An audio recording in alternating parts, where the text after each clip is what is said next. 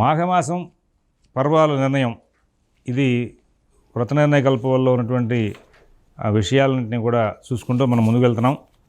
ఇక్కడ మీకు గతంలో ఈ మహాశివరాత్రి అనే నిర్ణయాన్ని ప్రత్యేకించి చెప్పుకుంటూ వచ్చాం కాబట్టి ఇక్కడ దాన్ని మరలా మనం ఇక్కడ దాన్ని ఉటంకించట్లేదు.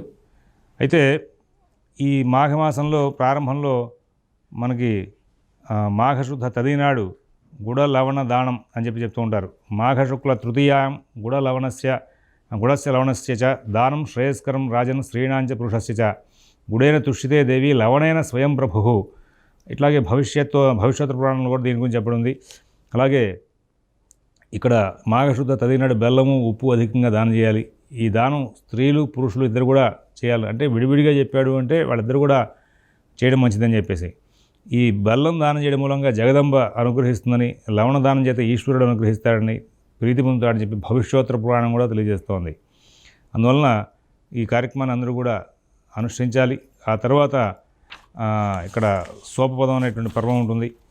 తర్వాత తిల చతుర్థి, కుంద చతుర్థి, వర చతుర్థి, శాంత చతుర్థి అని చెప్పి ఈ పంచాంగాల్లో కూడా కొంతమంది ఉటంకిస్తున్నారు, కొంతమంది ఉటంకించడం మానేశారు. ఈ చతుర్థి చవితి ఘడియలు ప్రదోషకాలంలో ఉన్న రోజున తిల చతుర్థి అంటారు. మాఘశుక్ల చతుర్థ్యాంతు నక్తవ్రత పరాయణ యస్తిలైరర్చయేదీశం సోర్చయేత్. అక్కడ ఏమిటంటే ఈశ్వరుడికి తిలలతో అర్చన చేయాలి. ప్రదోషకాల వ్యాప్తిగా ఉన్నటువంటి చవితి నాడు చేయాలి.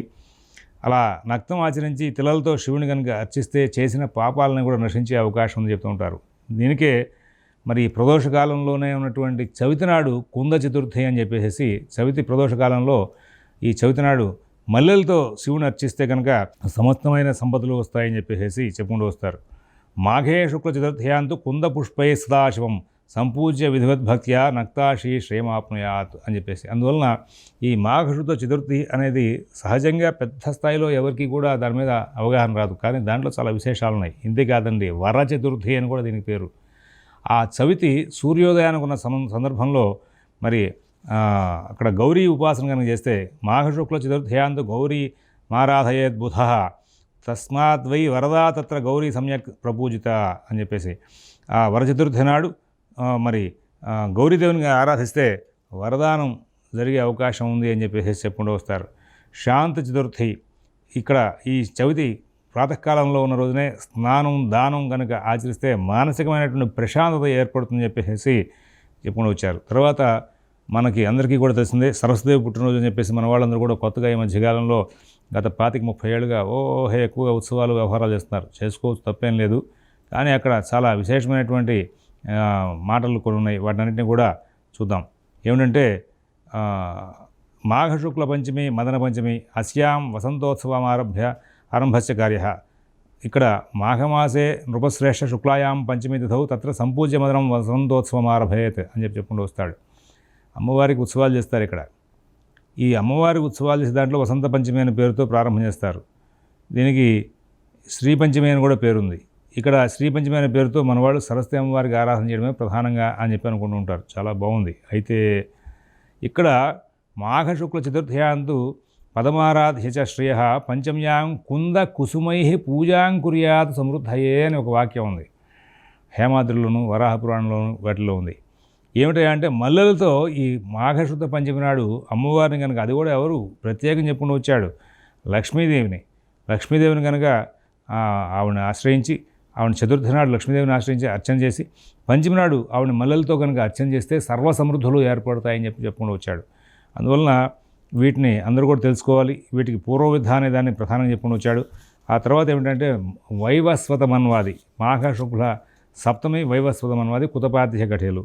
శుక్లపక్షంలో వచ్చేటువంటి మన్వాదులకి కుతపాద్య ఘటికలు అని చెప్పుకున్నాం. కుతప ఘటికలు అంటే ఏమిటి అంటే కుతప ఆద్య ఘటికలు.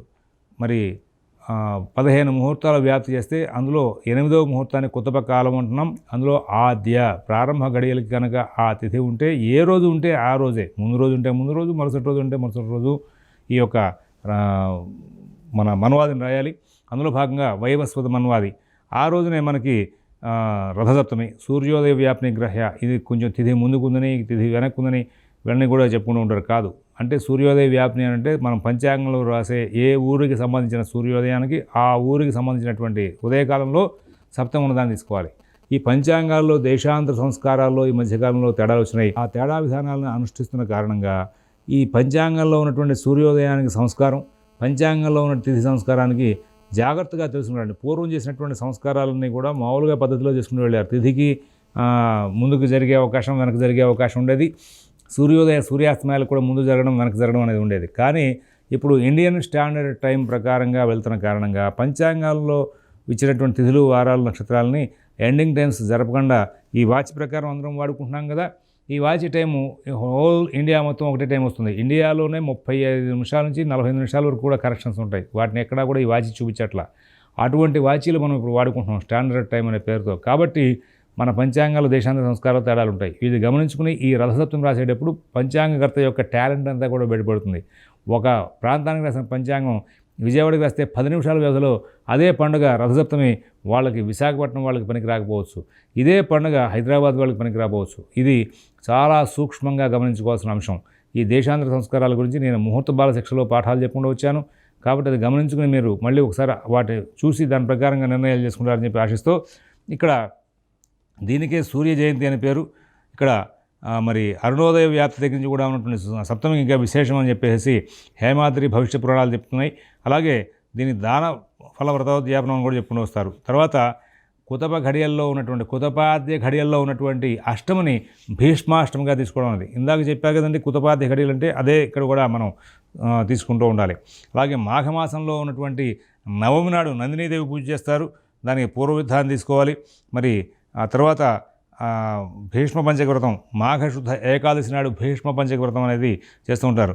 ఏకాదశి నాడు ప్రారంభం చేసి ఈ పంచక వ్రతం అంటే 5 రోజులు అనమాట. ఏకాదశి, ద్వాదశి, త్రయోదశి, చతుర్దశి, పౌర్ణిమ. ఒకవేళ మధ్యలో ఏష్యం వచ్చినప్పటికీ కూడా 4 రోజులు అయినప్పటికీ కూడా అక్కడ పాడ్యమికి వెళ్ళరు. పౌర్ణమి నాడే పూర్తి చేస్తారు భీష్మ పంచక వ్రతం. కాలవేద్య ఖండం భవిష్యోత్తర పురాణంలో చెప్తున్నాయి. ఇక్కడ మనం ఏకాదశి నిర్ణయం ఎలా చేస్తున్నామో అదే ఏకాదశి నిర్ణయాన్ని గురించి మనం ఒక 3 ఎపిసోడ్లు గతంలో చెప్పుకున్నాం కదా, 4 ఎపిసోడ్లు చెప్పుకున్నాం. అలాంటి నిర్ణయంతోనే ఈ మాఘశుద్ధ ఏకాదశి నాడు భీష్మ పంచవ్రతాన్ని చూసుకోవాలి. దానికి భీష్మ ఏకాదశి అని, భీమ ఏకాదశి అని కూడా పేర్లు ఉన్నాయి. వీటి విధానం అంతా కూడా ఏకాదశి నిర్ణయాల దగ్గర మనం ఏదైతే చెప్పుకున్నామో వాటిని ఇక్కడ అమలు చేసుకోవాలి. దీనికే మాఘశుద్ధ ఏకాదశి నాడు తిలపద్మ వ్రతం అని కూడా రాసుకుంటూ వస్తారు. తర్వాత వచ్చేటువంటి ద్వాదశికి, మాఘశుద్ధ ద్వాదశికి భీమ ద్వాదశి అని పేరు. ఈ ఏకాదశి మరి ద్వాదశి ఈ రెండు కూడా ఎట్లా నిర్ణయం చేయాలి అనేటువంటి విషయానికి ఏకాదశి వ్రత నిర్ణయాల దగ్గర మనం చెప్పుకున్నాం. అదే తీరు ఇక్కడ కనబడుతుంది. అలాగే శుక్లపక్ష శ్రాద్ధ దినం కాబట్టి వరాహకల్పం అనేది మాఘ శుక్ల త్రయోదశి నాడు చేస్తారు.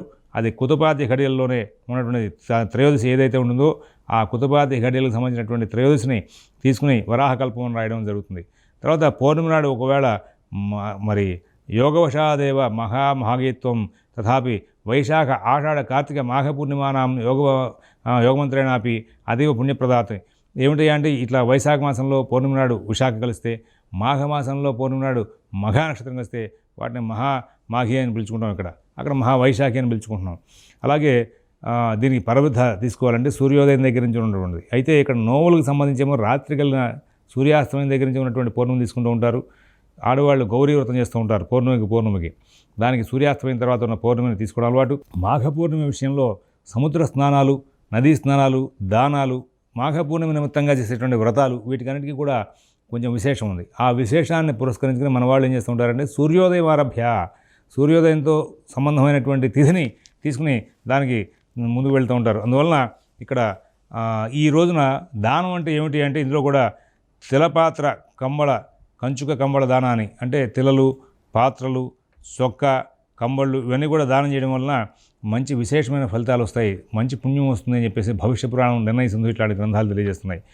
అలాగే మరి ఇక్కడ తిస్రోష్టకాలు మాఘమాసంలో ఈ తిస్రోష్టకాలు అని చెప్పాను కదా, మార్గశిరం, పుష్యం, మాఘం పాల్గొనాల్లో మరి బహుళ సప్తమి నాడు అపరాహ్న కాలానికి ఉన్నటువంటి తిథుల్ని, సప్తమి అష్టమి నవమి తిథుల్ని తిస్రోష్టకాలు అని చెప్పేసి రాస్తుంటారు. అష్టకా శ్రాద్ధ దినాలు అంటారు. ఇవి షణ్ణవతి శ్రాద్ధ దినాల్లో వస్తూ ఉంటాయి.